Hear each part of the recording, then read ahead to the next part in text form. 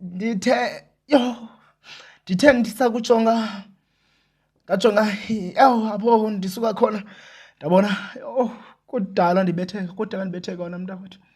Kudala le mpilo akuzange yalula kum, andiyazi ke ngoku. Ndicela wena mbongi yakwaXhosa undomeleze nje amagama amabini amathathu, undiphe nje isikhwebu endothi nam ndigqithisele unyana, ndigqithisele abazukulu. Ndiyakucela wena mbongi yakwaXhosa kuba le mpilo ayikho lula le mpilo.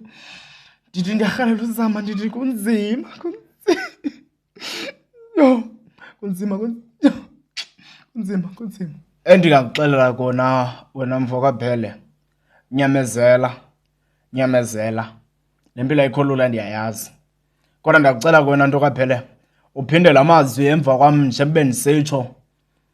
Uwaphinde la mazwi ndithi awuqala nguthe, ndingumthi onengcambu ndomelele, ndingumkhonto ndihlaba inxa zam kabukhali, ndizijonge lihlolokhozi ndilungise ucophelelo.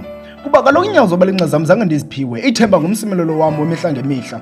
Ungancami yintsika yekamva lam, ndixhasa ngazo zozibini uze ndingawezi endleleni ezihlabayo. Umama zange azisehlahluleka emhlabeni, akazange azise umntana olugwalo ozolungisa inxa zakhe ngeenyembezi kaVictoria okanye umsi wabathwa. Uzise umntana ozazithemba jongana nokuza phambi kwakhe. Indlela yempumelelo ihlaba incothulo kusentliziyweni. Xa ungumntu ongazithembanga uzazifumana sewuhamba ezindleleni ezingalunganga. Uhlaphuka nokonwaba kwentliziyo kukokwenza indoda okanye umama omeleleyo. Xa uzivela ngomva wobukhalo sucinga ngokuphelele ngawe, hlaba ezikuhlabayo sezifuna ukulungiswa. Inhliziyo enhle ngungqa phambili empilweni yomntu. Imbeko ibalulekile kwaye yiyo yokubeka endaweni. Xa ucinga wile, hayi vuka usivuthulule, impumelelo ikulindile.